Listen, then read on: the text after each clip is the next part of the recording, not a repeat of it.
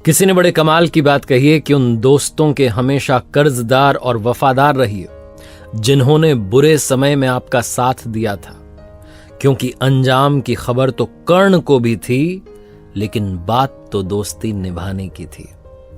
नमस्ते दोस्तों, मैं हूं आरजे कार्तिक। एक बड़ी छोटी सी कहानी है दो दोस्तों की।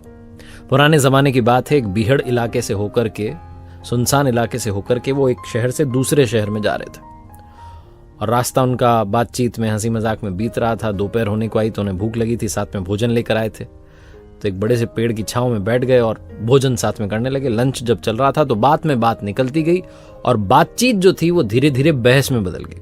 और जब बहस होने लगी तो एक दोस्त को गुस्सा आ गया, उससे रहा नहीं गया, उसने दूसरे दोस्त को थप्पड़ लगा दी। जिसको थप्पड़ लगी वो कुछ बोला नहीं, उल्टा उसने काम किया। उसने जमीन पर देखा, एक लकड़ी का जो था, एक लकड़ी पड़ी हुई थी, पेड़ की टहनी का रखा हुआ था टुकड़ा, उसको उठाया और मिट्टी पर उसने कुछ लिखा।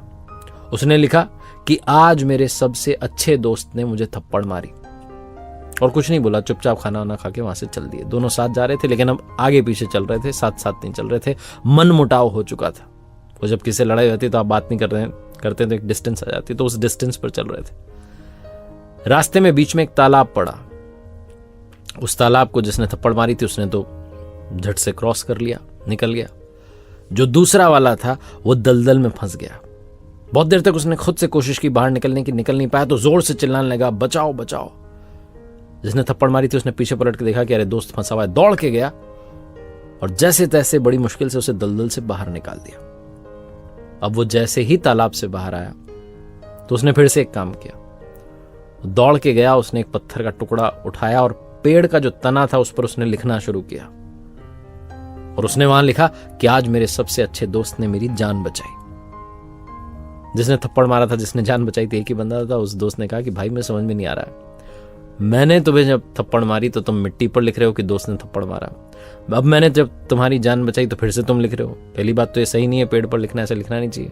इसको कुरेद के क्यों लिख रहे हो ये सब? इससे क्या होगा?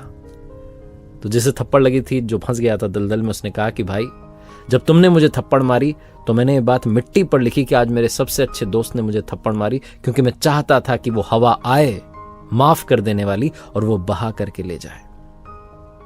और जब तुमने मेरी जान बचाई तो मैं चाहता हूं कि ये बात मुझे जीवन पर्यंत याद रहे। इसीलिए मुझे पता है कि पेड़ पर नहीं लिखना चाहिए, लेकिन तब भी मैं, कोई ऑप्शन नहीं है, चारा नहीं है, इसलिए लिख रहा हूं यहां पर, ताकि मुझे याद रहे, मेरे दिल के अंदर ये बात स्पष्ट लिखी जाए कि मेरे दोस्त ने मेरी जान बचाई। जब मैं संकट में था मेरा दोस्त मेरे साथ खड़ा था। बहुत छोटी सी कहानी जो ये बताती है कि दोस्ती कैसे निभाई जाती है, और ये भी बताती है कि जब आपकी लाइफ में भुलाने वाली बात आए तो उसको ऐसे कहीं मिट्टी पर लिख दो, ताकि हवा आएगी और उसे बहा करके ले जाएगी। और जब आपको लगे कि कोई ऐसी घटना हुई है जिसे जीवन भर याद रखना है, तो उसे अपने दिल में कैपिटल बोल्ड इटैलिक करके लिख लो, ताकि लाइफ टाइम आपकी मेमोरी में वो सेव हो जाए।